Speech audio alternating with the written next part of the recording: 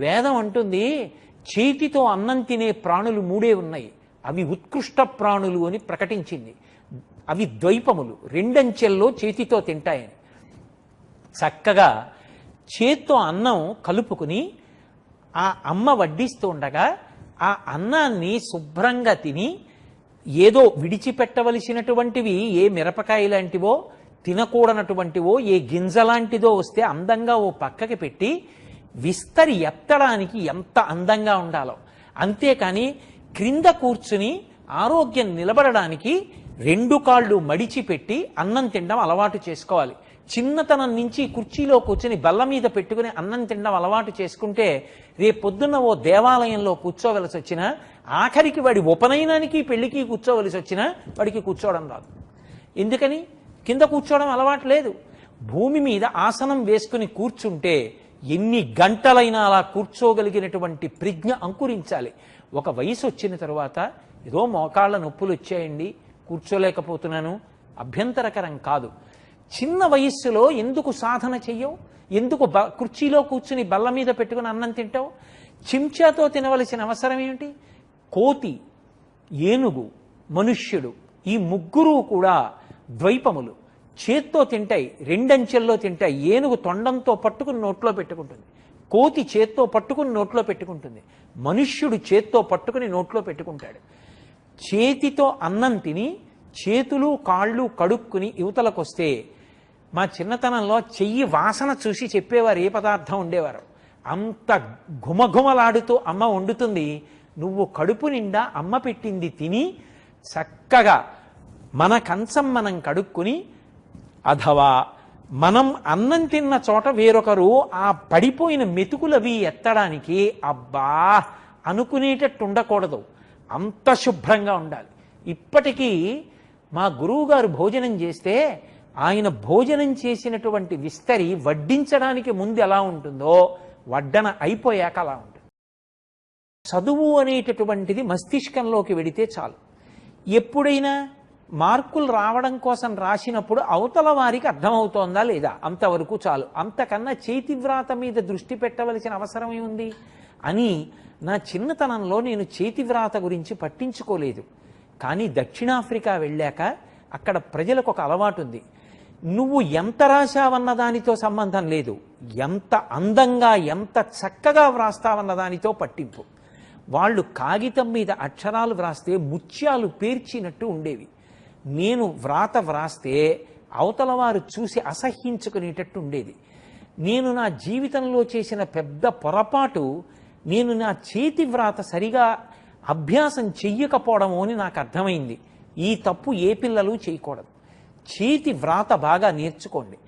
ఒక్క వాక్యం రాయండి, 2 వాక్యాలు రాయండి, పొందికగా అందంగా చక్కగా వ్రాయడం నేర్చుకోండి. 2, మా నాన్నగారికి సేవ చేయడం కోసమని సాయంకాలం పూట్ల పాఠశాలలో వ్యాయామం చేయిస్తుంటే నేను విడిచిపెట్టి వెళ్ళిపోయేవాడిని. తర్వాతి కాలంలో నా శరీరం రోగగ్రస్తమైనప్పుడు నాకు అర్థమైంది, శరీరానికి వ్యాయామం ఇవ్వకపోవడం, వ్యాయామం చెయ్యకపోవడం ఎంతటి కష్టాన్ని తీసుకొస్తుందో నాకు అర్థమైంది. శరీరానికి రోగనిరోధక శక్తి కావాలన్నా, భగవంతుడిచ్చినటువంటి వ్యవస్థ బాగా పని చెయ్యాలి అన్నా ఈ శరీరానికి కొంత వ్యాయామం ఉండాలి. ఎవరి వయస్సుని బట్టి వాళ్ళు దానికి తగిన వ్యాయామం చెయ్యాలి. దాని కొరకు అని సమయాన్ని నిర్దేశించుకోవాలి అన్న నిర్ణయంలో చిత్తశుద్ధి ఉండాలి తప్ప సమయం దొరకలేదు అన్న మాటకి అసలు అవకాశమే లేదు. మీరు ఎప్పుడైనా ఋషి జీవనం గురించి చదవండి. ఋషులు తెల్లవారుజామున నిద్రలేస్తారు. నిద్రలేచిన తర్వాత ప్రాతస్మరామి అంటూ భగవంతుణ్ణి ఉద్దేశించి స్తోత్రం చేసి కాలకృత్యములను తీర్చుకున్న తర్వాత కొంతసేపు ప్రాణాయామం చేసి యోగ విద్యాభ్యాసం చేస్తారు. ఆ యోగ విద్యాభ్యాసం చేస్తే తప్ప వాళ్ళు ఇతరమైనటువంటి కార్యక్రమంలోకి వెళ్ళరు. ఋషులైనా సరే, అంత జ్ఞాన సముపార్జన చేసిన వాళ్ళైనా సరే, భగవంతుడిచ్చినటువంటి ఈ శరీరం తనంత తాను పడిపోయే పర్యంతము కూడా అది చక్కగా పనిచేయడానికి కావలసినటువంటి వ్యాయామాన్ని అందించేవాళ్ళు. ఆఖరికి ఒక 6 నెలలు ఊరు విడిచిపెట్టి వెళ్ళిపోతుంటే ఎవరికైనా తాళం చెవులు ఇచ్చి, అయ్యా ఒక్కసారి వచ్చి మీరు అప్పుడప్పుడు కారు స్టార్ట్ చేయండి అంటారు, లేకపోతే బ్యాటరీ డౌన్ అయిపోతుందని. అప్పుడప్పుడు నా మోటార్ సైకిల్ స్టార్ట్ చేస్తుండండి అంటారు. లేకపోతే కొన్ని వస్తువులు పని చేయకుండా పోతాయేమోనని అవసరం ఉన్నా లేకపోయినా వాటిని కొంచెం సేపు పని చేయిస్తూ ఉండండి అంటారు. అటువంటిది మరి అసలు ఏ పరమేశ్వరుడిచ్చిన అపురూపమైన వస్తువు ఉందో దానితోటే ఇన్ని విషయాల్ని సాధించవలసి ఉంటుందో అటువంటి ఈ శరీరం పట్ల జాగ్రత్త లేకపోతే, దీనికి వ్యాయామం ఇవ్వకపోతే ఆ తరువాత ఎంత ఇబ్బంది పడవలసి ఉంటుంది. మనం ఋషిప్రోక్తమైన వాంగ్మయాన్ని చూస్తే శరీరం మీద భ్రాంతి పోగొట్టుకునేటట్టుగా ఆంతర సాధన ఎంత అవసరమో తనంత తాను పడిపోయే పర్యంతము శరీరాన్ని పోషించడం కూడా అంతే అవసరం. మనం ఋషిప్రోక్తమైన వాంగ్మయాన్ని చూస్తే శరీరం మీద భ్రాంతి పోగొట్టుకునేటట్టుగా ఆంతర సాధన ఎంత అవసరమో తనంత తాను పడిపోయే పర్యంతము శరీరాన్ని పోషించడం కూడా అంతే అవసరం. దానికి అటువంటి సాత్వికమైన బలవర్ధకమైన ఆహారం ఇవ్వాలి. అలాగే శరీరాన్ని వ్యాయామంతో ఎప్పుడూ కూడా అది తట్టుకుని నిలబడి ఏదైనా పని చేయడానికి సిద్ధంగా ఉంచాలి. ఇవాళ కంప్యూటర్ల దగ్గర ఉండేటటువంటి మౌస్ని అదే పనిగా పట్టుకుని చూస్తూ దాన్ని ఒకే రకంగా కదుపుతున్న కారణం చేత స్పాండిలైటిస్ అనబడేటటువంటి వ్యాధితో బాధపడుతున్న వాళ్ళ సంఖ్య పెరిగిపోయిందండి అని, దానికి కారణం వ్యాయామం లేకపోవడమేనని నాకు వైద్యమిత్రుడు ఒకరు నాతో అన్నారు. అలాగే మీరు చూడండి, ప్రతి వాళ్ళకి చిన్న వయస్సు నుంచే అనేక రకములైనటువంటి రుగ్మతలు, ప్రత్యేకించి మధుమేహం అనేటటువంటి వ్యాధి దేని వలన వస్తుంది అన్న దాని మీద మీరు ఆయుర్వేదంలో ఉండేటటువంటి వ్యాఖ్యానం చూస్తే మధుమేహం దేని వల్ల వస్తుంది అంటే శరీరానికి తగినంత వ్యాయామం లేకపోవడం వల్ల వస్తుంది. ప్రతిరోజు నియమబద్ధమైనటువంటి వ్యాయామం చేసి ఆహారం మీద అదుపు ఉండి నాలుక కోసం తినడం కాకుండా లోపల కడుపు ఉందని, కడుపులో జీర్ణ వ్యవస్థ ఉందని, ఇది ఎంత అందించాలో అందే అందించాలి తప్ప ఇది నిండిపోయింది ముర్రో ఇంకా దీంట్లో వెయ్యొద్దని త్రేణుపుల రూపంలో శరీరం కడుపు చెప్తున్నా కూడా నాలుక మీద రుచి కోసమని విపరీతంగా పదార్థాన్ని అందించేటటువంటి లౌల్యం అలవాటైపోతే ఇక శరీరమునందు ఆరోగ్యం నిలబడదు. భగవంతుడు ఒక అందమైన నిర్మాణ ప్రక్రియతో ఇచ్చినటువంటి శరీరం అనేకమైనటువంటి రుగ్మతలకి కారణమైపోతుంది. కాలమునందు ఒక వ్యవస్థీకృతమైనటువంటి ప్రణాళికాబద్ధమైనటువంటి స్థితి లేకపోవడం. రేపు నేను ఈ కార్యక్రమాలు చేయడానికి ఎన్ని గంటలకి లేవవలసి ఉంటుంది, ఎన్ని గంటల నుంచి ఎన్ని గంటల వరకు ఏ పని చేయవలసి ఉంటుంది, ఆ పని చేస్తాననుకోవడం, ఏవో అక్కర్లేని మాటలు మాట్లాడుతూ ఉండిపోవడం, ఇంకక్కడి నుంచి ఉద్రేకపడ్డం, దానివల్ల రక్తపోటు రావడం, చారుడు ఔషధాలు వేసుకోవడం, ఇవి పరమేశ్వరుడు బ్రతకమన్న తీరు కాదు. మనం శాస్త్రాలు పరిశీలిస్తే శరీరాన్ని కూడా అంత జాగ్రత్తగానూ చూసుకోవలసి ఉంటుంది. మహాత్మా గాంధీ గారు, నేను నా జీవితంలో చాలా చిన్నబుచ్చుకున్నది, నేను చాలా సిగ్గుపడిన విషయము అని ఒక విషయం రాసుకున్నారు. ఆయన దక్షిణాఫ్రికాలో ఉన్నటువంటి రోజుల్లో భారతీయులు ఉండేటటువంటి ఇంటికి ఎవరైనా ఇతర దేశస్థులు రావాలి అంటే చాలా సిగ్గుపడేవారట. చాలా కినుక వహించి వెళ్ళడమా వద్దా అని 1కి 10 మార్లు ఆలోచించి తప్పనిసరి పరిస్థితి అయితే మాత్రమే వెళ్ళేవారట. ఎందుకు ఇలా జరుగుతోంది అని ఒకప్పుడు గాంధీ గారు దాని గురించి మిత్రులతో విచారణ చేస్తే భారతీయుల యొక్క గృహాలు పరిసరాలు శుభ్రంగా ఉంచుకోరు. వాడికి ఇంట్లో చెత్త ఏది ఉంటుందో అది వీధిలోకి వెళ్ళిపోతే చాలు, వాళ్ళ ఇల్లు శుభ్రంగా ఉంటే చాలు. వీధి వాళ్ళది కాదు, అది వేరొకరిది. వీధిని శుభ్రం చేయవలసిన బాధ్యత పురపాలక సంఘం వారిది, ఇంటిని శుభ్రంగా ఉంచుకోవలసిన బాధ్యత మనది కాదుగా. ఇంట్లో ఉన్నవాళ్ళు సుఖంగా ఉండడం వీధి సుఖం మీదే ఆధారపడింది. వీధిలో వెయ్యకూడని చెత్తంతా వేస్తే పెరిగిపోయినటువంటి దోమలు ఇంట్లోకే వస్తాయి, ఇంట్లో వాళ్ళని కరుస్తాయి, ఇంట్లో దుర్వాసన బయలుదేరుతుంది. మురుగుడు కాలువలు ఎవరో తీస్తారు అని చెప్పి మనం అన్నీ పట్టుకెళ్ళి అందులో వేస్తే నిలబడిపోయినటువంటి మురుగుడు కాలువలలోంచి వచ్చినటువంటి దుర్గంధం ఇంట్లోకి ప్రవేశిస్తే ఇంట్లో వాళ్ళ ఆరోగ్యంతో ఎలా ఉంటారు? అంటువ్యాధులు ప్రబలిపోకుండా ఎలా ఉంటాయి? అన్నీ ప్రభుత్వ కర్తవ్యమే అనుకుంటే ప్రజలు ఎలా సంతోషంగా ఉంటారు? మనం ఎప్పుడు ఏ కాలమునందు ఏ ఒక్క పని చెయ్యవలసి ఉంటుందో ఆ ఒక్క పనిని మనం చెయ్యగలిగితే చాలు. ఈ మాట నేను ఎవరిని ఉద్దేశించి అంటున్నది కాదు. చాలామంది తల్లిదండ్రులు ఎక్కువ బాధపడేది దేని విషయంలో అంటే పిల్లలు వేసుకునేటటువంటి మేజోళ్ల విషయంలో. సాక్స్ పిల్లలు వేసుకుని బూట్లు ఎంత కంగారుగానో విప్పుతారు పాఠశాల నుంచి వచ్చి. ఇప్పుడు ప్రతి పాఠశాలకి ప్రతి కళాశాలలో చదువుకుంటున్న పిల్లలకి అదొక ప్రధానమైన విషయం. కాళ్ళకి బూట్లు వేసుకుని తీరాలి, బూటు వేసుకోవడానికి సాక్స్ వేసుకోవాలి. వాడు ఇంటికి వస్తాడు, ఒక కాల్ని ఒక కాలుతో తొక్కి బూటు వదిలేస్తాడు, సాక్స్తో శుభ్రంగా తిరిగేస్తాడు, పరిగెడతాడు. సాక్స్ శుభ్రంగా ఉంటారంటారు. నిక్కరు వేసుకున్న పిల్లల సాక్స్ ఎలా ఉన్నాయో తెలిసిపోతుంటాయి. ఆ సాక్స్ ఉతకడానికి అమ్మల గోడలు జారిపోతుంటాయి. అన్నీ అమ్మ ఉతకక్కర్లేదు. ఒక్కసారి మన సాక్స్ మనం ఉతుక్కుంటే సాక్స్ నీట్గా ఉంచడానికి అమ్మ ఎంత కష్టపడుతోందో అర్థమవుతుంది. బనీను మనం వేసుకున్నటువంటి లోదుస్తుల విషయంలో కూడా అంత జాగ్రత్తగా ఉండాలి. పైకి ఎంత అందమైన బట్టలు వేసుకున్నాం, వాటి మీద ఎన్ని సుగంధ ద్రవ్యాలు కొట్టామన్నది ప్రధానం కాదు. లోపల వేసుకునేటటువంటి లోదుస్తులు కూడా అంతే శుభ్రంగా ఉంటాయా? ఏ కారణం చేతనైనా ఎవరింటికైనా నువ్వు వాటిని విప్పి దండెం మీద వేస్తే చూసినవాడు దానికి చాలా దూరం నుంచి వెళ్ళవలసినంత భయంకరమైన స్థితిలో ఉండకుండా ఉంటాయా? పైకి కట్టుకున్న బట్టలు ఎంత శుభ్రంగా ఉంటాయో లోపల ఉండవలసిన బట్టలు కూడా అంతే శుభ్రంగా ఉండాలి. అసలు యథార్థానికి పిల్లలు కేవలము చదువొక్కటే కాదు, అమ్మ పడుతున్న కష్టం, నాన్నగారు పడుతున్న కష్టం తెలియాలి అంటే తమ బట్టలు తాము ఉతుక్కోవడం, కనీసంలో కనీసం తాము వేసుకునే మేజోళ్ల వంటివి తాము శుభ్రం చేసుకోవడం, వాళ్ళు వేసుకునే షూ వాళ్ళు పాలిష్ చేసుకోవడం, బయట నుంచి రాగానే శుభ్రంగా కాళ్ళు చేతులు కడుక్కోవడం.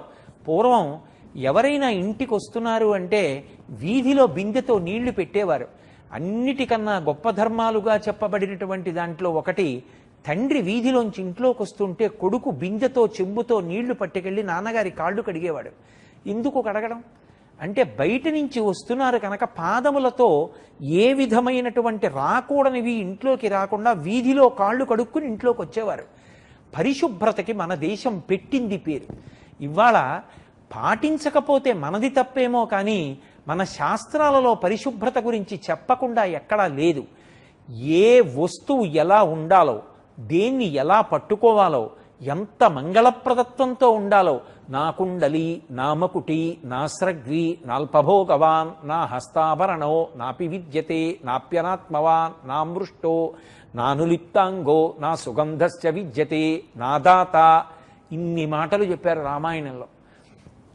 చక్కగా స్నానం చేసి పురుషుడు కూడా మెడలో పూలదండ వేసుకొని తలపాగా చుట్టుకుని అంత రమ్యంగా వచ్చినటువంటి వాళ్ళకి కడుపు నిండా అతిథికి అన్నం పెట్టి తాను కడుపు నిండా అన్నం తిని అసంతృప్తి అన్న మాట లేకుండా తనకి ఉన్నదానితో తృప్తిగా, భారతదేశం అంటే మిగిలిన దేశాల వాళ్ళందరూ రెండు చేతులెత్తి నమస్కరించగలిగినంత గౌరవంగా అటువంటి భూషణ విశేషాలతో స్త్రీలు కానీ పురుషులు కానీ అటువంటి మంగళప్రదమైనటువంటి ఆభరణాలు ధరించి చక్కటి కేశ సంస్కారం చేసుకుని అంత అందంగా ఉండేవారు. పార్వతీదేవి గురించి మాట్లాడుతూ కూడా శంకర భగవత్పాదులు సౌందర్యలహరి చెప్తూ దునోతుధ్వంతం నస్తులిత దళితేందీవరవనం ఘన స్నిగ్ధ లక్షణం చికురనికురంబం తవ శివే అంటారు.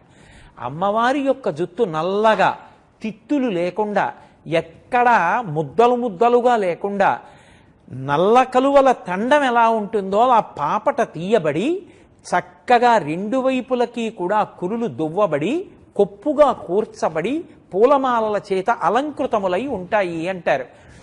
అసలు శరీరాన్ని ఎంత శుభ్రంగా ఉంచుకోవాలి అన్న దాని మీద శాస్త్రాలలో ఎంత ప్రధానంగానో చర్చింపబడింది. ఆరోగ్యంగా లేని వ్యక్తులు దేశంలో ఎంతమంది పెరిగిపోతుంటే దేశం యొక్క ఆర్థిక వ్యవస్థ కానివ్వండి, దేశంలో ఉండవలసిన మనుష్యుల యొక్క మనోబలం కానివ్వండి, అంత తగ్గిపోతుంది.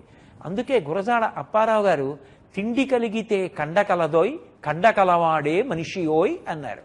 అసలు ఆ వ్యాయామం చేసి శరీరం దృఢంగా ఉన్నవాడు ఎవరుంటాడో వాడే ఏ పని చేయడానికైనా పనికొస్తాడు. అసలు ముందు శరీరమే ఏ పని చేయడానికైనా సిద్ధంగా లేకపోతే ఏ పని చేద్దామన్నా నా శరీరం అనుమతించదండి అన్నవాడు ఏ కార్యాన్ని చెయ్యగలడు?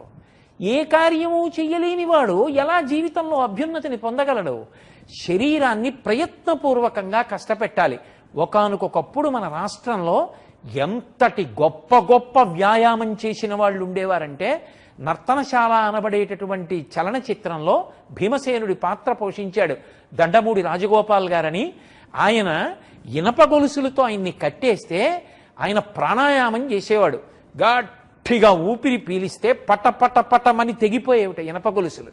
ఆయన కండలు తిప్పుతుంటే కట్టినటువంటి ఇనప గొలుసులు ఆ కొక్కెలు ఊడిపోయేవిట. కోడి రామ్మూర్తి నాయుడు గారని విజయనగరంలో ఉండేవారు. ఆయన జలస్తంభన వాయుస్తంభన విద్యలు అంతర్జాతీయ ప్రఖ్యాతి వహించాయి. దండమూడి రాజగోపాల్ గారికి మిస్టర్ ఏషియా అనబడేటటువంటి బిరుదు బహూకరింపబడింది. అంతర్జాతీయంగా ఎన్ని బహుమానాలు అందుకున్నారో, బాహ్యంలో ఎంత బలంగా ఉండేవారో ఆంతరముగా వాళ్ళ యందు అంత సున్నిత హృదయం ఉండేది. దండమూడి రాజగోపాల్ గారు పైకి ఎంత కండలు తిరిగిన వీరుడో, ఎన్ని దేశాలలో ఎన్ని బహుమానాలు పొందారో. కోడి రామ్మూర్తి నాయుడు గారికి ప్రొఫెసర్ అనబడేటటువంటి గౌరవవాచకంతో పిలిచేవారు.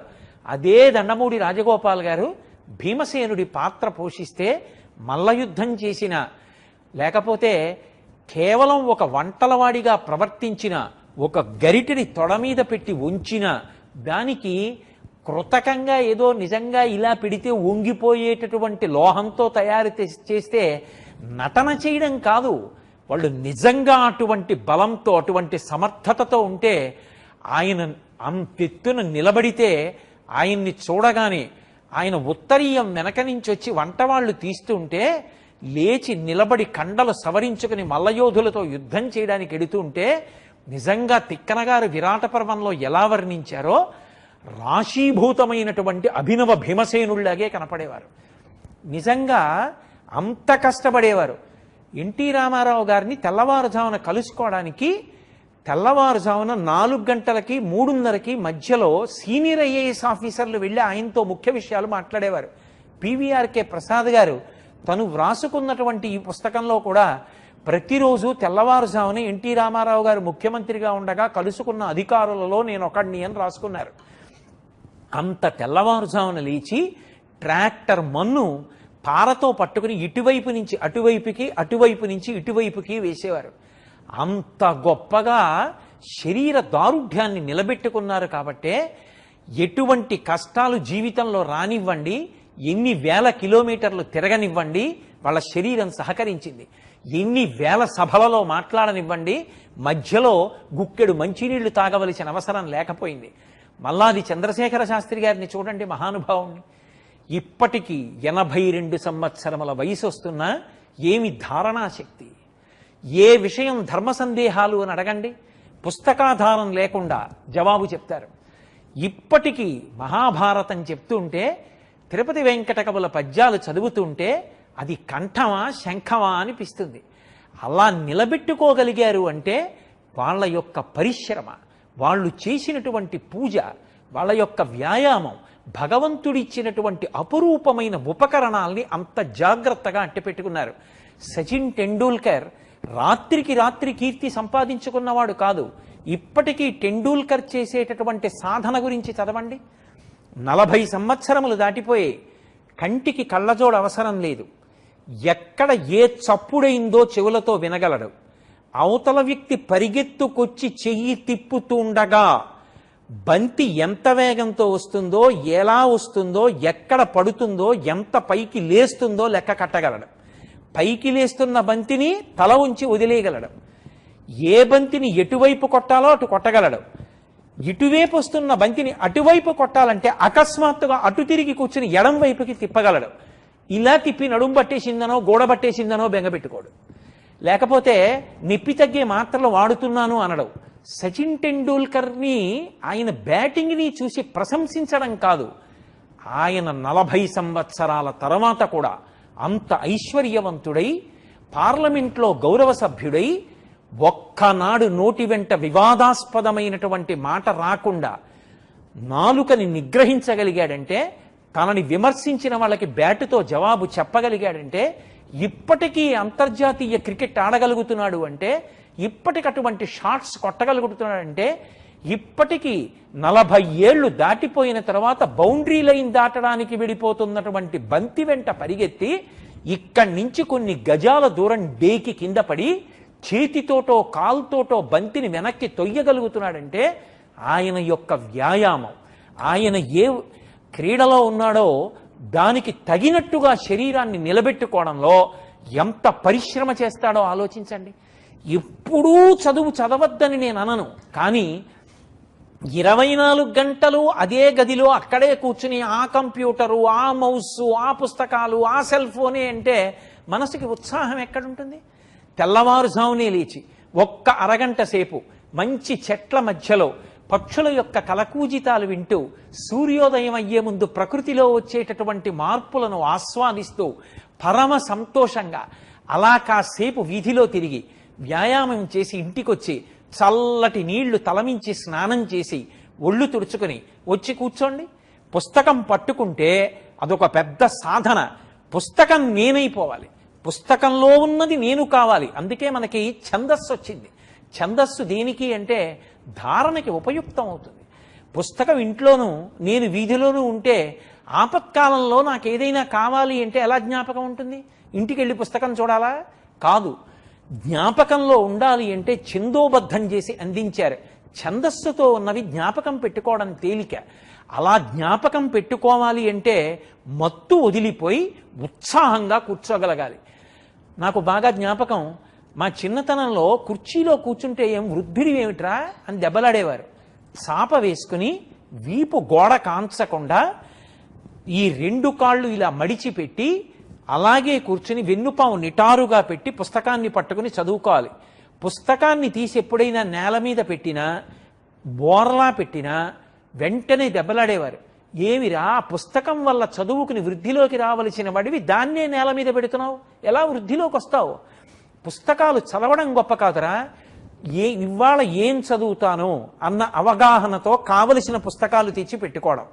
ఓ పుస్తకం పెట్టుకోవడం, మళ్ళీ లేవడం, మళ్ళీ తెస్తూ ఉండడం, మళ్ళీ కూర్చోవడం, మళ్ళీ లేస్తూ ఉండడం, మళ్ళీ పుస్తకాలు వెతుకుతూ ఉండడం. ఈ లోపల సమయం అయిపోతుంది. ఒకటి రాస్తాడు, రెండోది రాయడానికి సమయం ఉండదు. ఏం చదువుదాం అనుకుంటున్నావో తెచ్చి చాప మీద పక్కన పెట్టుకుని క్రింద కూర్చుని 2 కాళ్ళు మడుచుకుని చదవడం మొదలు పెడితే, నాకు బాగా జ్ఞాపకం, నా స్నేహితుడు ఒకడు ఉండేవాడు. ఆ స్నేహితుడు అంత ఐశ్వర్యవంతుడు కాదు, 2 గదుల ఇల్లు. 2 గదుల ఇంట్లో చుట్టాలు వచ్చి గట్టిగా మాట్లాడుతుంటే వాళ్ళ పెద్దనాన్నగారు వాళ్ళు, నాన్నగారండి పరీక్ష ఉందంటే వాళ్ళ నాన్నగారు, మనమేం ఆగర్భ శ్రీమంతులం కాదురా, ఇంటికి బంధువులు రాకుండా ఉండరు, నీ పని మీద నువ్వు బుర్ర పెట్టుకోరా, మీ అమ్మ వంట చేయడానికి ఇంటికి బంధువులు వచ్చారు చేయలేకపోతున్నాను పోపు మాడిపోయింది అందా, నేను చెయ్యవలసిన పని చేయట్లేదా, నువ్వు చదువుకోవడానికి పెద్దనాన్న అడ్డెందుకు అవుతాడు, నువ్వు దాని మీద దృష్టి పెట్టడం నేర్చుకో, అంతేకాని ఇప్పుడు నీకు కొత్తగా గది కట్టించి నువ్వు ఒక్కడివి చదువుకోవడానికి ఇవ్వగలిగిన స్తోమత నాది కాదు. నువ్వు అలా చదువుకుని అంత కష్టంలో ఉన్న నాన్నగారిని ఇవాళ సుఖపెట్టానని నువ్వు అనగలిగిన స్థితికి ఎదగాలని నేను నమస్కారం చేస్తున్నాను తప్ప నేను ఇవన్నీ ఇస్తే చదువుకుంటే గొప్ప కాదురా అని మా నాన్నగారు అన్నారా. మా నాన్నగారు అన్న మాట నాకు ఇక్కడ తగిలిందిరా. నిజం, మా నాన్నగారి శక్తి అంతే. నాకు నిశ్శబ్దంగా ఉండాలి, ఆయన కనీసం రేడియో వినకూడదు, ఆయన పెదనాన్నగారితో మాట్లాడకూడదంటే ఆయన ఏం చేయగలరా? ఆయన చెప్పింది నిజం. అమ్మ వంట చేయగలేంది, నేను ఎందుకు చదువుకోలేను?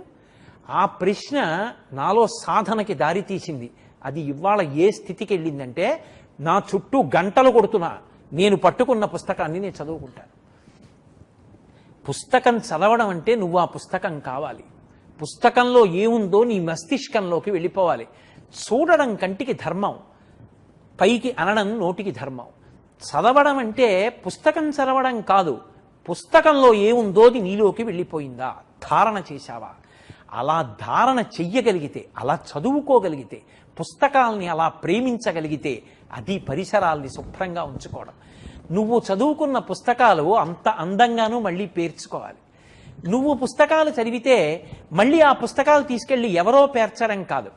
నీకు సమయం అయిపోతే అమ్మ పుస్తకాల సంచిలో పుస్తకాలు పెట్టడం కాదు. కొత్తగా అట్టలు వేసి ఇచ్చిన పుస్తకాలు నెల రోజులు అయ్యేటప్పటికి బయటికి తీస్తే మొదటి 3 పేజీలు ఊడిపోవడం కాదు. ఎన్ని సంవత్సరాల పుస్తకం చదివినా ఆ పుస్తకం ఇలా ముట్టుకుని చదివితే వేరొకరు చదవడానికి సిద్ధంగా ఉండాలి తప్ప అక్కర్లేనివన్నీ రాసేస్తూ ఉండడం, దాని మీద చుక్కలు పెడుతూ ఉండడం, దాని మీద పిచ్చి పిచ్చి గీతలు గీస్తూ ఉండడం. అసలు కూర్చోవడం అంత శుభ్రంగా కూర్చోవాలి, చదవడం అంత బాగా చదవాలి, పుస్తకాలు దాచుకోవడం అంత బాగా దాచుకోవాలి, పుస్తకాలు సర్దుకోవడం అంత బాగా సర్దుకోవాలి, పుస్తకాన్ని పట్టుకోవడం అంత అందంగా పట్టుకోవాలి.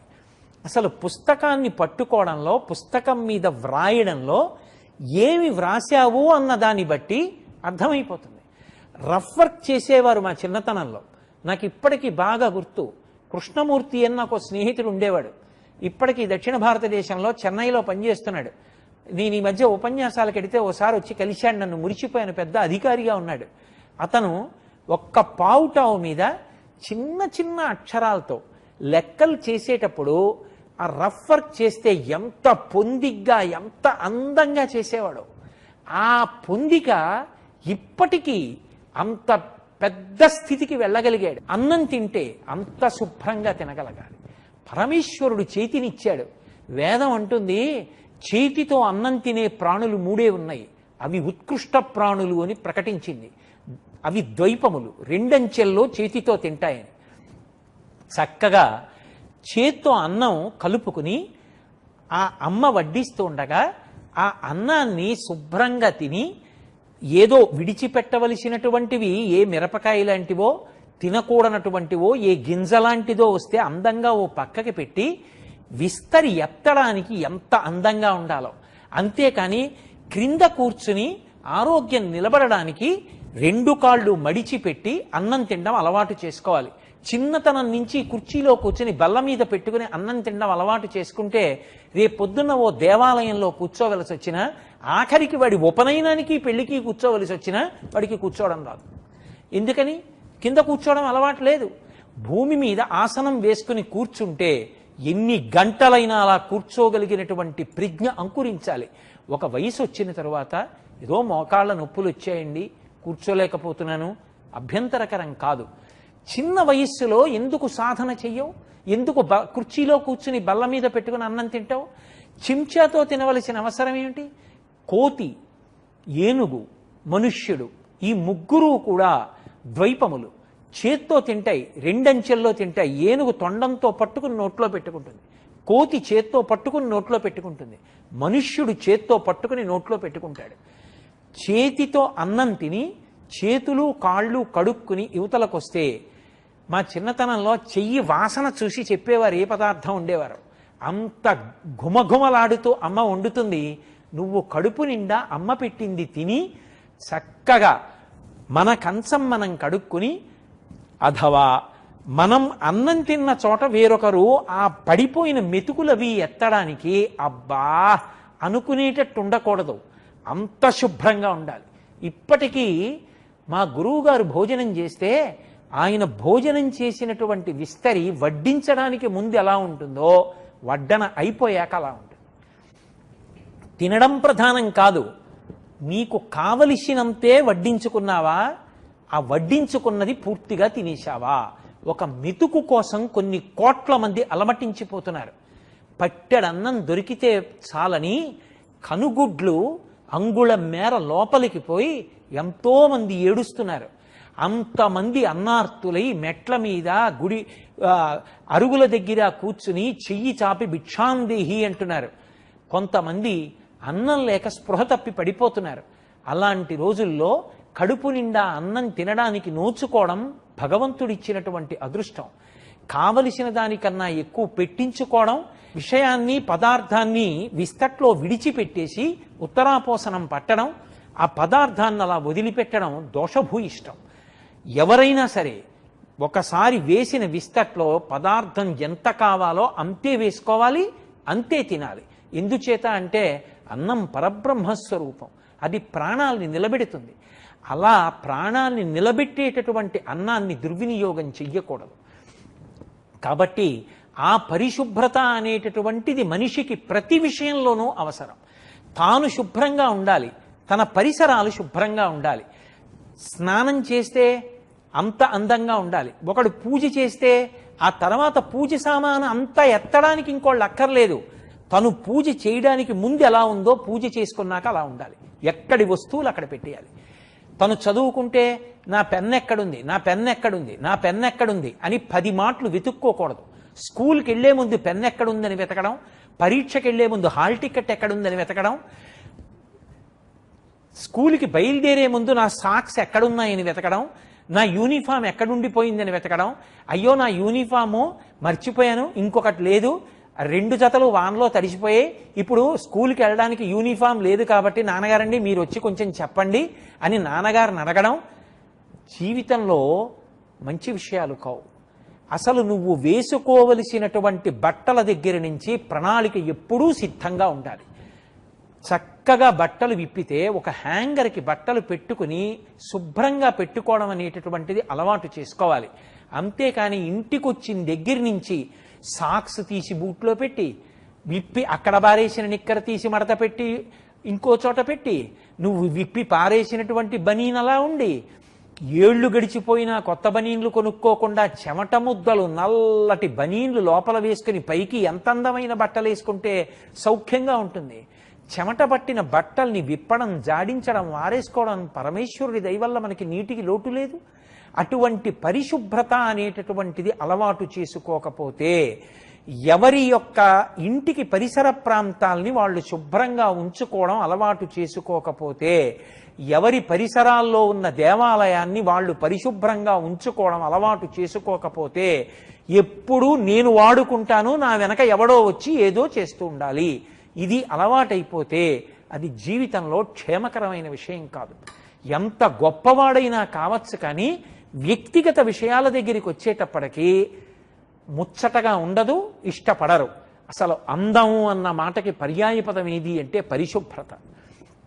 ఇలా వచ్చి భోజనం చేస్తే ఆ భోజనం చేసిన పదార్థాలన్నీ గోళ్లల్లోకి వెళ్ళిపోవడం. ఇంత పసుపు పట్టుకుని పూజ చేస్తే అమ్మవారి దగ్గర గోళ్ల నిండా పసుపు, పెరిగిపోయిన ఇంతంత గోళ్ళు, ఆ గోళ్ళు కత్తిరించుకోకపోవడం. భగవంతుడు వాటి వల్ల ఇబ్బందులు వస్తాయని గమనించే వాటిని కత్తిరించినా బాధపడకుండా ఏర్పాటు చేశాడు. అంతంత గోళ్లు పెంచితే అందులోకి సూక్ష్మాంగ జీవులు ప్రవేశించి అన్నం తింటున్నప్పుడు అన్నంతో కలిసి కడుపులోకి వెళ్ళి అనేక రకములైనటువంటి రుగ్మతలు వస్తాయి. ఎప్పుడు ఎంతంత గోళ్లు కత్తిరించేసుకోవాలో అంతా గోళ్లు కత్తిరించుకోవాలి. ఏదో దీక్షలో ఉన్నవాళ్ళు, యోగంలో ఉన్నవాళ్ళు, తపస్సులో ఉన్నవాళ్ళు వాళ్ళ గోళ్లు పెరిగాయంటే అర్థం ఉంది. చదువుకునేటటువంటి పిల్లల గోళ్లు అంతంత పెరిగి ఎందుకు ఉండాలి? అసలు ఎవరి గోళ్లు వాళ్ళు శుభ్రంగా తీసుకోవాలి. ఎప్పుడు చూసినా అది అందము అన్న మాటకు అర్థం. అందంగా ఉన్నారు అంటే దాని అర్థం కంటికి నదరగా కనపడడం కాదు. అందము అన్న మాటకి నిర్వచనం ఏముంటుంది? నేను అందంగా ఉన్నాను అని ఎవరి పట్ల అంటానో వాళ్ళు పక్క వాళ్ళకి అందంగా అనిపించకపోవచ్చు. మీకు ఏం నచ్చారండి అనొచ్చు. చాలా తెల్లగా ఉన్నారు కదండి అని నేనంటే పాలిపోయినట్టున్నాడండి అని ఆయన అనొచ్చు. అందం అన్న మాటకు అర్థం ఎక్కడుంది? కానీ శుభ్రత మాత్రం అందం. పరిశుభ్రంగా ఉండడమే నిజమైనటువంటి అందం. కట్టుకున్న బట్ట ఉతికిన బట్ట కట్టుకుని ఉండాలి. ఒకప్పుడు గాంధీ మహాత్ముడి దగ్గరికి 2 గుండీలు ఊడిపోయి గుండెలు కనబడుతూ చొక్కా వేసుకుని వచ్చాడు ఒక వ్యక్తి. అతను అనుకున్నాడు చాలా పేదవాడని చెప్పి గాంధీ గారు అతన్ని చూసి ఆదరిస్తారనుకున్నారు. గాంధీ గారు తలెత్తిలా చూసి, నిర్లక్ష్యానికి నిలువెత్తు ప్రతీకవి, 2 గుండీలు కుట్టుకోవడం చేత కాదా అని అడిగారు. పరిశుభ్రతకి అంత పెద్దపీట. భారత రాష్ట్రపతి చేసినటువంటి బాబు రాజేంద్ర ప్రసాద్ గారు గాంధీ గారి ఆశ్రమంలో కుష్ఠరోగుల యొక్క మరుగుదొడ్లు తుడిచేవారు. అహంకార పరిత్యాగానికి, వేరొకరి సేవ చేయడానికి, తమంత తాము చేసుకోలేని వాళ్ళకి సేవ చేశారు తప్ప పరమేశ్వరుడు మనకి శక్తినిచ్చి ఉండగా చదువుకోవడం ఎంత అవసరమో నిత్య జీవితంలో మన వస్తువుల్ని అంత శుభ్రంగా ఉంచుకోవడం, మనం కూడా అంత పరిశుభ్రంగా ఉండడం, దానివల్ల ఆరోగ్యంగా ఉండడం అంత అవసరం. అంతేకాని చెప్పులు చూస్తే సగం తెగిపోయి, అవి చూస్తే దాని నిండా మట్టి కొట్టుకుపోయి, తొక్కేటటువంటి సైకిల్ చూస్తే ఇలా తొక్కుతుంటే దాంట్లోంచి గడగడగడగడ శబ్దం వస్తూ అన్నీ ఊడిపోయి బ్రేకు పట్టకుండా, ఏ వస్తువు వాడితే ఆ వస్తువే. పెన్ను ముట్టుకుంటే క్యాప్ ఉండదు, క్యాప్ ఉంటే పెన్ను ఉండదు, సంచి కొంటే చిరుగులు కన్నాలు పడిపోతుంది. ఆ పెన్ను తీయాలంటే మూటలో చేయి పెట్టి గబగబా ఇలా ఇలా ఇలా తడిమి లాగేయడంలో పుస్తకాలన్నీ సర్వనాశనం అయిపోతాయి. పుస్తకం ఒక్కదానికి అట్టుండదు. చేతితో దస్తూరి వ్రాస్తే చదవడానికి అర్థం కాదు. పుస్తకం పట్టుకుంటే టేబుల్ కుర్చీ ఉండాలి. ఎలా అభ్యున్నతి కారకాలు అవుతాయి? చక్కగా తెల్లవారకట్ట లేవగలగాలి, వ్యాయామం చెయ్యాలి, శరీర దారుఢ్యాన్ని నిలబెట్టుకోవాలి. ఎప్పుడో ఒకప్పుడు శరీరానికి దారుఢ్యం తగ్గిపోయి 50 ఏళ్ళు దాటిపోయిన తరువాత శక్తి తగ్గిపోవడం అనేటటువంటిది సహజంగా ప్రారంభం అవుతుంది. తనంత తాను శరీరం రోగగ్రస్తం కాకుండా పడిపోకుండా ఎలా ఉంటుంది? దానికి ఎవరు నింద చేయరు. అసలు అలా నింద చేయడం పరమ దోషం కూడా. కానీ మన చేతిలో ఉన్నంత వరకు పరిసరాల్ని, ఇంటిని శుభ్రంగా ఉంచుకోవడం అనేటటువంటిది అంత అవసరం. మీరు రామాయణం చదవండి. రామచంద్రమూర్తి సీతమ్మని పిలిచి తన అంతఃపురంలో ఏ ఏ వస్తువులు ఉన్నాయో, ఎక్కడెక్కడున్నాయో చెప్పి, మనం అరణ్యవాసానికి వెడుతున్నాం కాబట్టి ఇవన్నీ గురుపుత్రులకు దానం చేసేయండి బ్రాహ్మణులకు అంటాడు. శరీరాన్ని శుభ్రంగా ఉంచుకోవడం దగ్గర నుంచి ప్రతి చిన్న విషయంలో ఆ పరాకు లేనివాడు వృద్ధిలోకి రాలేడు. అందుకే మనం మన వరకు పరిశుభ్రంగా ఉన్నామా అన్నదానితో సరిపోదు. కూర్చుని కుర్చీ శుభ్రంగా ఉండాలి, మనం వాడే బల్ల శుభ్రంగా ఉండాలి, వేసుకునే చాప అలా ఉండాలి, ఇంట్లో పేర్చుకున్న బొమ్మలు అంత అందంగా ఉండాలి, యజమాని విప్పిన బట్టలు హ్యాంగర్కు ఉండాలి, దండెం మీద ఆరేసిన ఉండాలి, మాసిపోయిన బట్టలు గుమ్మిలో ఉండాలి. ఏ వస్తువు ఎక్కడ ఉండాలో అక్కడ ఉండడమే ఇంట్లో ఉన్న వ్యక్తుల యొక్క అందం. అన్నీ ఆ ఇంట్లో ఇల్లాలే చెయ్యాలంటే యజమాని కాఫీ తాగి అక్కడే కింద పెట్టేస్తాడు, లేదా అక్కడ పెట్టేస్తాడు. కాఫీ తాగినటువంటి గ్లాసు వెంటనే పట్టుకెళ్ళి నీళ్లు పోసి చెయ్యి పెట్టి కడిగేయండి, వాసన పోతుంది. అదే కాఫీ గ్లాస్ ఒక్క పావు గంట ఉంచి పట్టుకెళ్ళి నీళ్ల కింద పెట్టండి, అది వాసన పోదు. మనం కాఫీ తాగిన గ్లాసు మనం కడుక్కోవాలి. గ్లాసు మంచినీళ్లు తాగితే తులిచి అక్కడ పెట్టాలి. మనం మంచినీళ్లు తాగేసిన గ్లాసు అడుగంట నీళ్లన్నీ తాగేసి ఆ ఎంగిలి గ్లాసు అక్కడ బోర్లించి వెళ్ళిపోతే నీకు గురువుతో సమానం. తండ్రి జన్మనిచ్చినవాడు, మహానుభావుడు. ఆయన ఆ ఎంగిలి గ్లాసు బిందెలో ముంచి ఆయన తాగుతాడు తెలియక. తండ్రి అన్న మాటకు గౌరవం ఇవ్వడానికి అర్థం నువ్వు తాగిన గ్లాసు నువ్వు కడుక్కుని బోర్లించడం. అమ్మ అంత కష్టపడి కంది, ఎన్ని నోములు నోచిందో, ఎన్ని వ్రతాలు పట్టిందో ఆ పిల్లాడు పుట్టాలని. తాను మరణ సదృశమైనటువంటి వేదన పొందింది, అంత నిత్తురు పోగొట్టుకుంది, అంత కష్టపడింది. పుట్టిన పిల్లాన్ని అక్కున చేర్చుకుని కౌగిలించుకుని ముద్దు పెట్టుకుంది. చిన్నతనంలో మలమూత్ర విసర్జన చేస్తే తెలియకపోతే అవయవాలు తుడిచింది, కడిగింది, బట్టలు మార్చింది. ఇప్పుడు నువ్వు కొంచెం పెద్దవాడి అవుతున్నావు. ఎప్పుడో ఉద్యోగం చేసి అమ్మని సుఖపెట్టడం కాదు, నువ్వు తాగినటువంటి మంచినీళ్ల గ్లాసు కడిగి నువ్వు బోర్లించగలిగితే, నీ పుస్తకాలు నువ్వు శుభ్రంగా సర్దుకోగలిగితే, నీ పుస్తకాలు నువ్వు తీసుకోగలిగితే, నువ్వు చదువుకోవడానికి వేసుకున్న చాప నువ్వు ఎత్తి ఎక్కడ పెట్టాలో అక్కడ ఒక మూల పెట్టేయగలిగితే, నీ పెన్ను కోసం అమ్మ పెన్ను ఎక్కడ పెట్టేశాను అని అడగకుండా ఉండగలిగితే, నీ హాల్ టికెట్ నువ్వు దాచుకోగలిగితే, నీ పుస్తకాలు పెట్టుకున్నటువంటి కబ్బోర్డ్ దగ్గరికి వచ్చి ఇలా తలుపులు విప్పి చూస్తే అంత అందంగా ఉండగలిగితే, మంచి మంచి విషయాలు నువ్వు ప్రతిరోజు చదువుకున్నవి వ్రాసుకున్నవి పెట్టుకోగలిగితే, ఇంట్లో ఉన్నటువంటి న్యూస్ పేపర్ల అమరికని బట్టి ఇంట్లో పిల్లల క్రమశిక్షణ చెప్పచ్చు. న్యూస్ పేపర్లు, పుస్తకాలు, వస్తువులు ఎక్కడ పడితే అక్కడ, ఈపాటి ఎత్తులో ఏదైనా దొరికిందనుకోండి, ఈపాటి ఎత్తులో దొరికిన ప్రతిదాని మీద ఉండకూడని వస్తువులన్నీ ఉన్నాయనుకోండి, వేసుకునే మందుల దగ్గర నుంచి తలలో పెట్టుకునే పువ్వుల వరకు, చదువుకున్న పుస్తకాల దగ్గర నుంచి వ్రాసుకునే కళాల వరకు, భోజనాలు చేసే బల్ల మీదే ఉంటాయనుకోండి.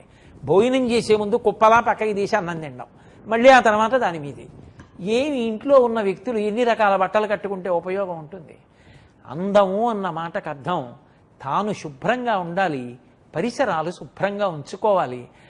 ఆ బాహ్య శౌచంతో పాటు ఆంతర శౌచం పెంచుకోవాలి.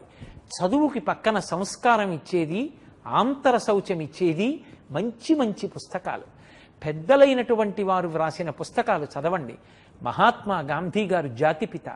ఆయన పడ్డ కష్టాల గురించి దక్షిణాఫ్రికాలో పరిసరాలు పరిశుభ్రంగా ఉంచుకొని వాళ్ళు భారతీయులు అని నింద చేస్తే నా వాళ్ళు అన్న బాధతో ఆయన భారతీయులందరినీ పిలిచి సమావేశాలు పెట్టి భారతీయులు నివాసం ఉంటున్నటువంటి ఇళ్ల దగ్గరికి వెళ్ళి వాళ్ళు తమ పరిసరాలను ఎలా పరిశుభ్రంగా ఉంచుకోవాలో, ఇల్లు పరిశుభ్రంగా ఉంచుకోవడం ఒకటే కాదు, కనపడ్డ ప్రతి వస్తువు కిటికీలోంచి రోడ్డు మీదకి విసిరేయకుండా ఆ పనికిరాని పదార్థాలు వెయ్యవలసినటువంటి డబ్బాలో ఎలా వెయ్యాలో, తద్వారా తన చుట్టూ ఉండేటటువంటి పరిసరాల్ని ఎలా శుభ్రంగా ఉంచుకోవాలో మనకి గాంధీ గారు తన జీవిత చరిత్రలో దక్షిణాఫ్రికాలో పడ్డ కష్టాల రూపంలో 10 మంది ఆ మాట అంటుంటే ఎంత అవమానకరంగా ఉంటుందో తెలుస్తుంది.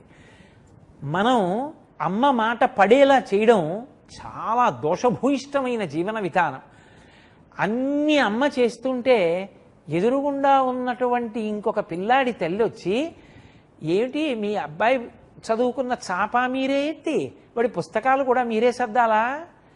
మా అబ్బాయికి అలా అలవాట్లేదు అని మా వాడికి ముందే చెప్పాలి, వీరే వాడిని చూసి నేర్చుకోకే అని చెప్పాలి. లేకపోతే మా వాడికి అలవాటు అవుతుందేమో అందనుకోండి, కన్న తల్లి ఎంత బాధపడుతుంది. మార్కులు రాలేదనుకోండి, అమ్మ కొట్టదు, నాన్నగారు కొట్టరు. ఎందుకంటే పరమేశ్వరుడు వాడికి ఇచ్చిన మేధాశక్తి అంతే. 45 మార్కులే వస్తాయి, పరమతృప్తి పొందుతారు. చాలు ఆ 45 మార్కులు. వాడికి అంతే తెలివితేటలు ఇచ్చాడు. ఎదుటి పిల్లాడికి 99 వచ్చాయని మా అబ్బాయికి రాలేదని తల్లిదండ్రులు కొట్టరు. కానీ నీ పుస్తకాలు నువ్వు తీయకపోతే, నువ్వు కూర్చున్న చాప తీయకపోతే మాత్రం ఖచ్చితంగా బాధపడతారు. అందుకే పరిసరాల పరిశుభ్రత, వ్యక్తిగత పరిశుభ్రత విషయంలో అందరూ పూనిక వహించి చక్కగా వృద్ధిలోకి వచ్చేటటువంటి ప్రయత్నం చెయ్యాలి. కామకోటి పీఠాధిపత్యం వహించిన చంద్రశేఖరేంద్ర సరస్వతి మహాస్వామి వారు కూడా ఎప్పుడైనా పిల్లలను ఉద్దేశించి మాట్లాడితే ఒక మాట అడిగేవారు, ఈ పిల్లలలో దురదలు ఉన్నవాళ్ళు కానీ ఒంటి మీద కురుపులు వచ్చిన వాళ్ళు కానీ ఉన్నారా అని అడిగేవారు. వాళ్ళని ప్రత్యేకం కూర్చోపెట్టి చెప్పేవారు, తప్పు. ఒంటి నిండా మట్టి ఉండబట్టి కదూ, సరిగ్గా స్నానం చేయకపోబట్టి కదూ, కాళ్ళు చేతులు కడుక్కోక కదూ, ఏ గజ్జి లాంటిదో వస్తే అంటుకుంటుందని మిగిలిన పిల్లలు దూరంగా పెడతారు. అది ఎంత చీము రక్తం కారుతూ ఎంత భయంకరంగా ఉంటుందో. పరమేశ్వరుడు అందమైన శరీరం ఇస్తే అక్కర్లేని మచ్చలు పడిపోతాయి. అందుకే ఆంతర బాహ్య శౌచానికి, ఆరోగ్యానికి శాస్త్రాలలో ఎంత ప్రాధాన్యత ఇచ్చారో, పెద్దలైన వాళ్ళు అసలు తమ ఆత్మచరిత్రలు ఎందుకు రాశారో, ఎంత చక్కగా వాళ్ళ జీవితాలు ఉంటాయో.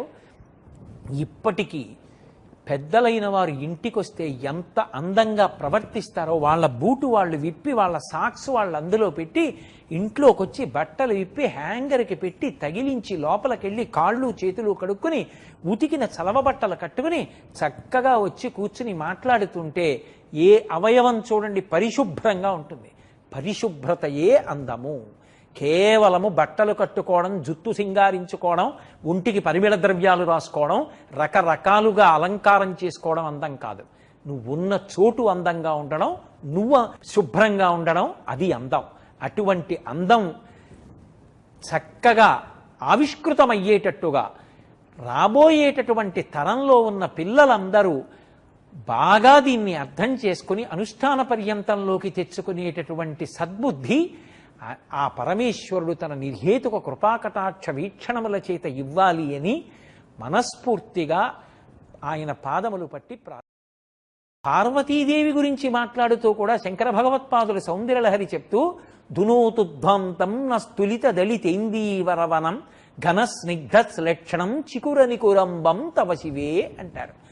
అమ్మవారి యొక్క జుత్తు నల్లగా, తిత్తులు లేకుండా, ఎక్కడా ముద్దలు ముద్దలుగా లేకుండా, నల్ల కలువల తండం ఎలా ఉంటుందో అలా పాపట తీయబడి చక్కగా 2 వైపులకి కూడా కురులు దువ్వబడి కొప్పుగా కూర్చబడి పూలమాలల చేత అలంకృతములై ఉంటాయి అంటారు. అసలు శరీరాన్ని ఎంత శుభ్రంగా ఉంచుకోవాలి అన్న దాని మీద శాస్త్రాలలో ఎంత ప్రధానంగానో చర్చింపబడింది. ఆరోగ్యంగా లేని వ్యక్తులు దేశంలో ఎంతమంది పెరిగిపోతుంటే దేశం యొక్క ఆర్థిక వ్యవస్థ కానివ్వండి, దేశంలో ఉండవలసిన మనుష్యుల యొక్క మనోబలం కానివ్వండి, అంత తగ్గిపోతుంది. అందుకే గురజాడ అప్పారావు గారు తిండి కలిగితే కండ కలదోయ్, కండ కలవాడే మనిషియోయ్ అన్నారు. అసలు ఆ వ్యాయామం చేసి శరీరం దృఢంగా ఉన్నవాడు ఎవరుంటాడో వాడే ఏ పని చేయడానికైనా పనికొస్తాడు. అసలు ముందు శరీరమే ఏ పని చేయడానికైనా సిద్ధంగా లేకపోతే ఏ పని చేద్దామన్నా నా శరీరం అనుమతించదండి అన్నవాడు ఏ కార్యాన్ని చెయ్యగలడు? ఏ కార్యము చెయ్యలేని వాడు ఎలా జీవితంలో అభ్యున్నతిని పొందగలడు? శరీరాన్ని ప్రయత్నపూర్వకంగా కష్టపెట్టాలి. ఒకానొకప్పుడు మన రాష్ట్రంలో ఎంతటి గొప్ప గొప్ప వ్యాయామం చేసిన వాళ్ళు ఉండేవారంటే, నర్తనశాల అనబడేటటువంటి చలనచిత్రంలో భీమసేనుడి పాత్ర పోషించాడు దండమూడి రాజగోపాల్ గారని. ఆయన ఇనప గొలుసులతో ఆయన్ని కట్టేస్తే ఆయన ప్రాణాయామం చేసేవాడు. గట్టిగా ఊపిరి పీలిస్తే పట పట పటమని తెగిపోయేవిట ఇనప గొలుసులు.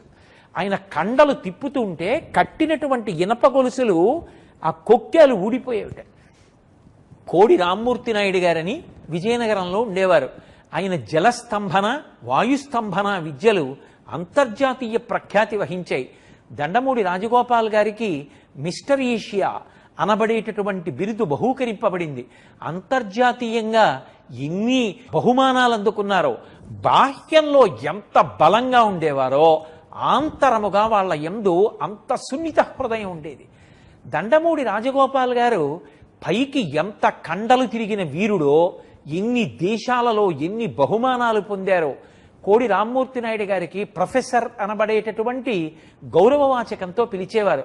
అదే దండమూడి రాజగోపాల్ గారు భీమసేనుడి పాత్ర పోషిస్తే మల్లయుద్ధం చేసిన, లేకపోతే కేవలం ఒక వంటలవాడిగా ప్రవర్తించిన, ఒక గరిటెని తొడ మీద పెట్టి ఉంచిన దానికి కృతకంగా ఏదో నిజంగా ఇలా పెడితే వంగిపోయేటటువంటి లోహంతో తయారు చేస్తే నటన చేయడం కాదు, వాళ్ళు నిజంగా అటువంటి బలంతో అటువంటి సమర్థతతో ఉంటే ఆయన అంతెత్తున నిలబడితే ఆయన్ని చూడగానే ఆయన ఉత్తరీయం వెనక నుంచి వచ్చి వంటవాళ్లు తీస్తుంటే లేచి నిలబడి కండలు సవరించుకుని మల్లయోధులతో యుద్ధం చేయడానికి ఎడుతుంటే నిజంగా తిక్కనగారు విరాట పర్వంలో ఎలా వర్ణించారో రాశీభూతమైనటువంటి అభినవ భీమసేనుళ్లాగే కనపడేవారు.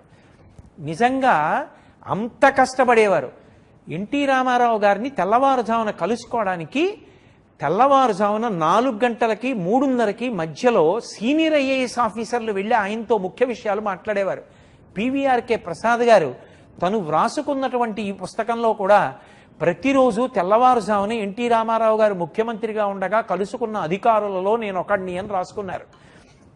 అంత తెల్లవారుజామున లేచి ట్రాక్టర్ మన్ను పారతో పట్టుకుని ఇటువైపు నుంచి అటువైపుకి, అటువైపు నుంచి ఇటువైపుకి వేసేవారు. అంత గొప్పగా శరీర దారుఢ్యాన్ని నిలబెట్టుకున్నారు. కాబట్టే ఎటువంటి కష్టాలు జీవితంలో రానివ్వండి, ఎన్ని వేల కిలోమీటర్లు తిరగనివ్వండి, వాళ్ళ శరీరం సహకరించింది. ఎన్ని వేల సభలలో మాట్లాడనివ్వండి, మధ్యలో గుక్కెడు మంచినీళ్లు తాగవలసిన అవసరం లేకపోయింది. మల్లాది చంద్రశేఖర శాస్త్రి గారిని చూడండి, మహానుభావుణ్ణి. ఇప్పటికీ 82 సంవత్సరముల వయసు వస్తున్నా ఏమి ధారణాశక్తి! ఏ విషయం ధర్మ సందేహాలు అని అడగండి, పుస్తకాధారం లేకుండా జవాబు చెప్తారు. ఇప్పటికీ మహాభారతం చెప్తుంటే, తిరుపతి వెంకట కవుల పద్యాలు చదువుతుంటే అది కంఠమా శంఖమా అనిపిస్తుంది. అలా నిలబెట్టుకోగలిగారు అంటే వాళ్ళ యొక్క పరిశ్రమ, వాళ్ళు చేసినటువంటి పూజ, వాళ్ళ యొక్క వ్యాయామం, భగవంతుడిచ్చినటువంటి అపురూపమైన ఉపకరణాల్ని అంత జాగ్రత్తగా అట్టిపెట్టుకున్నారు. సచిన్ టెండూల్కర్ రాత్రికి రాత్రి కీర్తి సంపాదించుకున్నవాడు కాదు. ఇప్పటికీ టెండూల్కర్ చేసేటటువంటి సాధన గురించి చదవండి. 40 సంవత్సరములు దాటిపోయే కంటికి కళ్ళజోడు అవసరం లేదు. ఎక్కడ ఏ చప్పుడైందో చెవులతో వినగలడు. అవతల వ్యక్తి పరిగెత్తుకొచ్చి చెయ్యి తిప్పుతుండగా బంతి ఎంత వేగంతో వస్తుందో, ఎలా వస్తుందో, ఎక్కడ పడుతుందో, ఎంత పైకి లేస్తుందో లెక్క కట్టగలడు. పైకి లేస్తున్న బంతిని తల ఉంచి వదిలేయగలడు. ఏ బంతిని ఎటువైపు కొట్టాలో అటు కొట్టగలడు. ఇటువైపు వస్తున్న బంతిని అటువైపు కొట్టాలంటే అకస్మాత్తుగా అటు తిరిగి కూర్చుని ఎడం వైపుకి తిప్పగలడు. ఇలా తిప్పి నడుం పట్టేసిందనో గోడ పట్టేసిందనో బెంగపెట్టుకోడు. లేకపోతే నిప్పి తగ్గే మాత్రలు వాడుతున్నాను అనడు. సచిన్ టెండూల్కర్ని ఆయన బ్యాటింగ్ని చూసి ప్రశంసించడం కాదు, ఆయన 40 సంవత్సరాల తర్వాత కూడా అంత ఐశ్వర్యవంతుడై పార్లమెంట్లో గౌరవ సభ్యుడై ఒక్కనాడు నోటి వెంట వివాదాస్పదమైనటువంటి మాట రాకుండా నాలుకని నిగ్రహించగలిగాడంటే, తనని విమర్శించిన వాళ్ళకి బ్యాటుతో జవాబు చెప్పగలిగాడంటే, ఇప్పటికీ అంతర్జాతీయ క్రికెట్ ఆడగలుగుతున్నాడు అంటే, ఇప్పటికటువంటి షాట్స్ కొట్టగలుగుతున్నాడంటే, ఇప్పటికీ 40 ఏళ్లు దాటిపోయిన తర్వాత బౌండరీ లైన్ దాటడానికి విడిపోతున్నటువంటి బంతి వెంట పరిగెత్తి ఇక్కడి నుంచి కొన్ని గజాల దూరం డేకి కింద పడి చేతితోటో కాల్తోటో బంతిని వెనక్కి తొయ్యగలుగుతున్నాడంటే ఆయన యొక్క వ్యాయామం, ఆయన ఏ క్రీడలో ఉన్నాడో దానికి తగినట్టుగా శరీరాన్ని నిలబెట్టుకోవడంలో ఎంత పరిశ్రమ చేస్తాడో ఆలోచించండి. ఎప్పుడూ చదువు చదవద్దని నేను అనను, కానీ 24 గంటలు అదే గదిలో అక్కడే కూర్చుని ఆ కంప్యూటరు, ఆ మౌసు, ఆ పుస్తకాలు, ఆ సెల్ ఫోనే అంటే మనసుకి ఉత్సాహం ఎక్కడుంటుంది? తెల్లవారుజామునే లేచి ఒక్క అరగంట సేపు మంచి చెట్ల మధ్యలో పక్షుల యొక్క కలకూజితాలు వింటూ సూర్యోదయం అయ్యే ముందు ప్రకృతిలో వచ్చేటటువంటి మార్పులను ఆస్వాదిస్తూ పరమ సంతోషంగా అలా కాసేపు వీధిలో తిరిగి వ్యాయామం చేసి ఇంటికొచ్చి చల్లటి నీళ్లు తలమించి స్నానం చేసి ఒళ్ళు తుడుచుకొని వచ్చి కూర్చోండి. పుస్తకం పట్టుకుంటే అదొక పెద్ద సాధన. పుస్తకం నేనైపోవాలి, పుస్తకంలో ఉన్నది నేను కావాలి. అందుకే మనకి ఛందస్సు వచ్చింది. ఛందస్సు దేనికి అంటే ధారణకి ఉపయుక్తం అవుతుంది. పుస్తకం ఇంట్లోనూ నేను వీధిలోనూ ఉంటే ఆపత్కాలంలో నాకు ఏదైనా కావాలి అంటే ఎలా జ్ఞాపకం ఉంటుంది? ఇంటికి వెళ్ళి పుస్తకం చూడాలా? కాదు. జ్ఞాపకంలో ఉండాలి అంటే ఛందోబద్ధం చేసి అందించారు. ఛందస్సుతో ఉన్నవి జ్ఞాపకం పెట్టుకోవడం తేలిక. అలా జ్ఞాపకం పెట్టుకోవాలి అంటే మత్తు వదిలిపోయి ఉత్సాహంగా కూర్చోగలగాలి. నాకు బాగా జ్ఞాపకం, మా చిన్నతనంలో కుర్చీలో కూర్చుంటే ఏం వృద్ధిడి ఏమిట్రా అని దెబ్బలాడేవారు. చాప వేసుకుని వీపు గోడ కాంచకుండా ఈ 2 కాళ్ళు ఇలా మడిచిపెట్టి అలాగే కూర్చుని వెన్నుపాము నిటారుగా పెట్టి పుస్తకాన్ని పట్టుకుని చదువుకోవాలి. పుస్తకాన్ని తీసి ఎప్పుడైనా నేల మీద పెట్టినా బోర్లా పెట్టినా వెంటనే దెబ్బలాడేవారు. ఏమిరా, పుస్తకం వల్ల చదువుకుని వృద్ధిలోకి రావలసిన వాడివి దాన్నే నేల మీద పెడుతున్నావు, ఎలా వృద్ధిలోకి వస్తావు? పుస్తకాలు చదవడం గొప్ప కాదురా, ఇవాళ ఏం చదువుతాను అన్న అవగాహనతో కావలసిన పుస్తకాలు తెచ్చి పెట్టుకోవడం. ఓ పుస్తకం పెట్టుకోవడం, మళ్ళీ లేవడం, మళ్ళీ తెస్తూ ఉండడం, మళ్ళీ కూర్చోవడం, మళ్ళీ లేస్తూ ఉండడం, మళ్ళీ పుస్తకాలు వెతుకుతూ ఉండడం. ఈ లోపల సమయం అయిపోతుంది. ఒకటి రాస్తాడు, రెండోది రాయడానికి సమయం ఉండదు. ఏం చదువుదాం అనుకుంటున్నావో తెచ్చి చాప మీద పక్కన పెట్టుకుని క్రింద కూర్చుని 2 కాళ్ళు మడుచుకుని చదవడం మొదలు పెడితే, నాకు బాగా జ్ఞాపకం, నా స్నేహితుడు ఒకడు ఉండేవాడు. ఆ స్నేహితుడు అంత ఐశ్వర్యవంతుడు కాదు, 2 గదుల ఇల్లు. 2 గదుల ఇంట్లో చుట్టాలు వచ్చి గట్టిగా మాట్లాడుతుంటే వాళ్ళ పెద్దనాన్నగారు వాళ్ళు, నాన్నగారండి పరీక్ష ఉందంటే వాళ్ళ నాన్నగారు, మనమేం ఆగర్భ శ్రీమంతులం కాదురా, ఇంటికి బంధువులు రాకుండా ఉండరు, నీ పని మీద నువ్వు బుర్ర పెట్టుకోరా, మీ అమ్మ వంట చేయడానికి ఇంటికి బంధువులు వచ్చారు చేయలేకపోతున్నాను పోపు మాడిపోయింది అందా, నేను చెయ్యవలసిన పని చేయట్లేదా, నువ్వు చదువుకోవడానికి పెద్దనాన్న అడ్డెందుకు అవుతాడు, నువ్వు దాని మీద దృష్టి పెట్టడం నేర్చుకో, అంతేకాని ఇప్పుడు నీకు కొత్తగా గది కట్టించి నువ్వు ఒక్కడివి చదువుకోవడానికి ఇవ్వగలిగిన స్తోమత నాది కాదు. నువ్వు అలా చదువుకుని అంత కష్టంలో ఉన్న నాన్నగారిని ఇవాళ సుఖపెట్టానని నువ్వు అనగలిగిన స్థితికి ఎదగాలని నేను నమస్కారం చేస్తున్నాను తప్ప నేను ఇవన్నీ ఇస్తే చదువుకుంటే గొప్ప కాదురా అని మా నాన్నగారు అన్నారా. మా నాన్నగారు అన్న మాట నాకు ఇక్కడ తగిలిందిరా. నిజం, మా నాన్నగారి శక్తి అంతే. నాకు నిశ్శబ్దంగా ఉండాలి, ఆయన కనీసం రేడియో వినకూడదు, ఆయన పెదనాన్నగారితో మాట్లాడకూడదంటే ఆయన ఏం చేయగలరా? ఆయన చెప్పింది నిజం. అమ్మ వంట చేయగలేంది నేను ఎందుకు చదువుకోలేను? ఆ ప్రశ్న నాలో సాధనకి దారి తీసింది. అది ఇవాళ ఏ స్థితికి వెళ్ళిందంటే, నా చుట్టూ గంటలు కొడుతున్నా నేను పట్టుకున్న పుస్తకాన్ని నేను చదువుకుంటాను. పుస్తకం చదవడం అంటే నువ్వు ఆ పుస్తకం కావాలి. పుస్తకంలో ఏముందో నీ మస్తిష్కంలోకి వెళ్ళిపోవాలి. చూడడం కంటికి ధర్మం, పైకి అనడం నోటికి ధర్మం. చదవడం అంటే పుస్తకం చదవడం కాదు, పుస్తకంలో ఏముందో అది నీలోకి వెళ్ళిపోయిందా, ధారణ చేశావా? అలా ధారణ చెయ్యగలిగితే, అలా చదువుకోగలిగితే, పుస్తకాలని అలా ప్రేమించగలిగితే అది పరిసరాల్ని శుభ్రంగా ఉంచుకోవడం. నువ్వు చదువుకున్న పుస్తకాలు అంత అందంగానూ మళ్ళీ పేర్చుకోవాలి. నువ్వు పుస్తకాలు చదివితే మళ్ళీ ఆ పుస్తకాలు తీసుకెళ్ళి ఎవరో పేర్చడం కాదు. నీకు సమయం అయిపోతే అమ్మ పుస్తకాల సంచిలో పుస్తకాలు పెట్టడం కాదు. కొత్తగా అట్టలు వేసి ఇచ్చిన పుస్తకాలు నెల రోజులు అయ్యేటప్పటికి బయటికి తీస్తే మొదటి 3 పేజీలు ఊడిపోవడం కాదు. ఎన్ని సంవత్సరాల పుస్తకం చదివినా ఆ పుస్తకం ఇలా ముట్టుకుని చదివితే వేరొకరు చదవడానికి సిద్ధంగా ఉండాలి తప్ప అక్కర్లేనివన్నీ రాసేస్తూ ఉండడం, దాని మీద చుక్కలు పెడుతూ ఉండడం, దాని మీద పిచ్చి పిచ్చి గీతలు గీస్తూ ఉండడం. అసలు కూర్చోవడం అంత శుభ్రంగా కూర్చోవాలి, చదవడం అంత బాగా చదవాలి, పుస్తకాలు దాచుకోవడం అంత బాగా దాచుకోవాలి, పుస్తకాలు సర్దుకోవడం అంత బాగా సర్దుకోవాలి, పుస్తకాన్ని పట్టుకోవడం అంత అందంగా పట్టుకోవాలి. అసలు పుస్తకాన్ని పట్టుకోవడంలో, పుస్తకం మీద వ్రాయడంలో ఏమి వ్రాసావు అన్న దాన్ని బట్టి అర్థమైపోతుంది. రఫ్ వర్క్ చేసేవారు మా చిన్నతనంలో. నాకు ఇప్పటికీ బాగా గుర్తు. కృష్ణమూర్తి అని నాకు స్నేహితుడు ఉండేవాడు. ఇప్పటికీ దక్షిణ భారతదేశంలో చెన్నైలో పనిచేస్తున్నాడు. నేను ఈ మధ్య ఉపన్యాసాలకు వెడితే ఓసారి వచ్చి కలిశాడు, నన్ను మురిచిపోయిన పెద్ద అధికారిగా ఉన్నాడు. అతను ఒక్క పావుటావు మీద చిన్న చిన్న అక్షరాలతో లెక్కలు చేసేటప్పుడు ఆ రఫ్ వర్క్ చేస్తే ఎంత పొందిగ్గా, ఎంత అందంగా చేసేవాడు.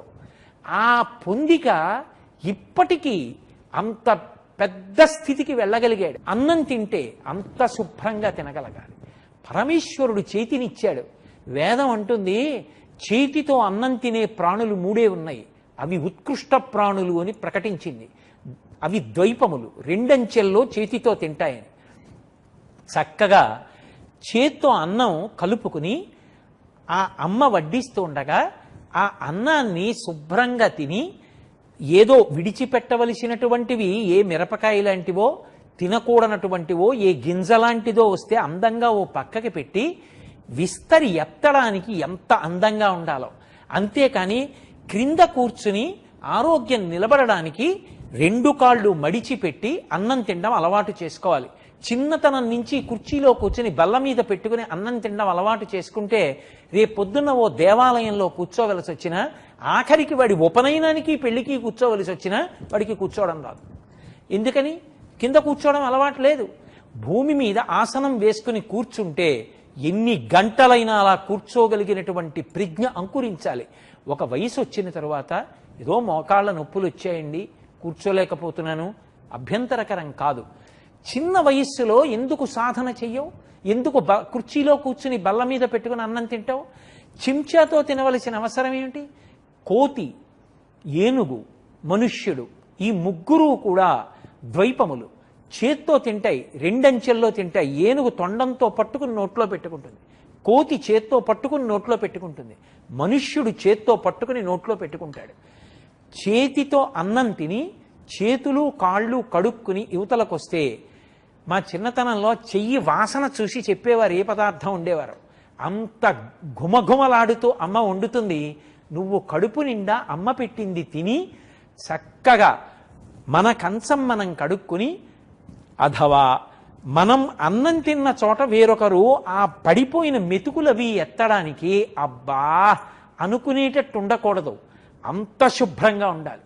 ఇప్పటికీ మా గురువు గారు భోజనం చేస్తే ఆయన భోజనం చేసినటువంటి విస్తరి వడ్డించడానికి ముందు ఎలా ఉంటుందో వడ్డన అయిపోయాక అలా ఉంటుంది. తినడం ప్రధానం కాదు, నీకు కావలసినంతే వడ్డించుకున్నావా, ఆ వడ్డించుకున్నది పూర్తిగా తినేశావా? ఒక మెతుకు కోసం కొన్ని కోట్ల మంది అలమటించిపోతున్నారు. పట్టెడన్నం దొరికితే చాలని కనుగుడ్లు అంగుళం మేర లోపలికి పోయి ఎంతోమంది ఏడుస్తున్నారు. అంతమంది అన్నార్తులై మెట్ల మీద గుడి అరుగుల దగ్గర కూర్చుని చెయ్యి చాపి భిక్షాందేహి అంటున్నారు. కొంతమంది అన్నం లేక స్పృహ తప్పి పడిపోతున్నారు. అలాంటి రోజుల్లో కడుపు నిండా అన్నం తినడానికి నోచుకోవడం భగవంతుడిచ్చినటువంటి అదృష్టం. కావలసిన దానికన్నా ఎక్కువ పెట్టించుకోవడం, విషయాన్ని పదార్థాన్ని విస్తట్లో విడిచిపెట్టేసి ఉత్తరాపోసనం పట్టడం, ఆ పదార్థాన్ని అలా వదిలిపెట్టడం దోషభూయిష్టం. ఎవరైనా సరే ఒకసారి వేసిన విస్తట్లో పదార్థం ఎంత కావాలో అంతే వేసుకోవాలి, అంతే తినాలి. ఎందుచేత అంటే అన్నం పరబ్రహ్మస్వరూపం, అది ప్రాణాల్ని నిలబెడుతుంది. అలా ప్రాణాల్ని నిలబెట్టేటటువంటి అన్నాన్ని దుర్వినియోగం చెయ్యకూడదు.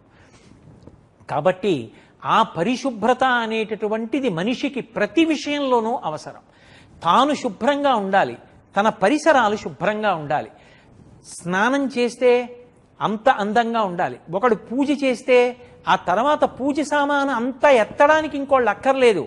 తను పూజ చేయడానికి ముందు ఎలా ఉందో పూజ చేసుకున్నాక అలా ఉండాలి. ఎక్కడి వస్తువులు అక్కడ పెట్టేయాలి.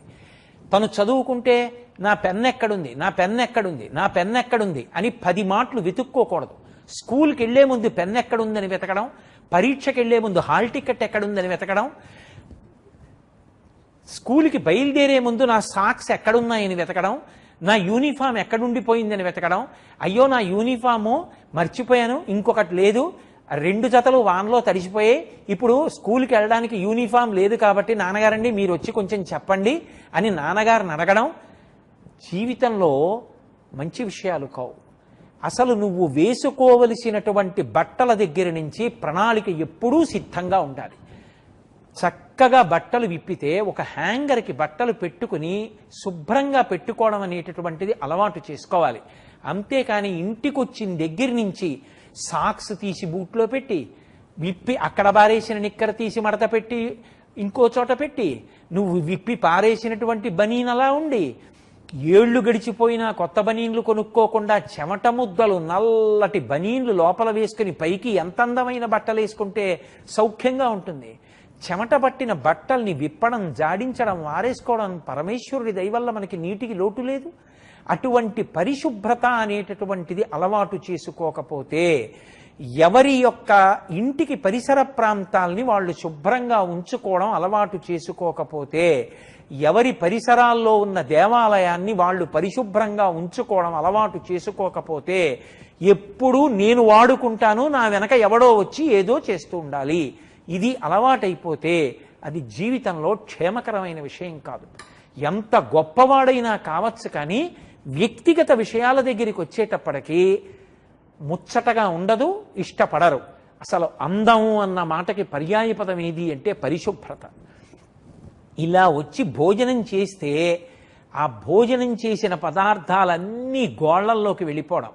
ఇంత పసుపు పట్టుకుని పూజ చేస్తే అమ్మవారి దగ్గర గోళ్ల నిండా పసుపు, పెరిగిపోయిన ఇంతంత గోళ్ళు, ఆ గోళ్ళు కత్తిరించుకోకపోవడం.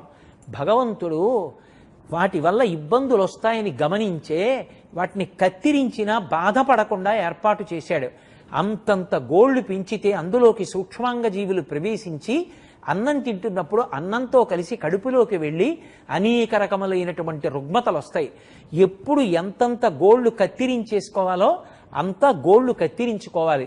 ఏదో దీక్షలో ఉన్నవాళ్ళు, యోగంలో ఉన్నవాళ్ళు, తపస్సులో ఉన్నవాళ్ళు, వాళ్ళ గోళ్లు పెరిగాయంటే అర్థం ఉంది.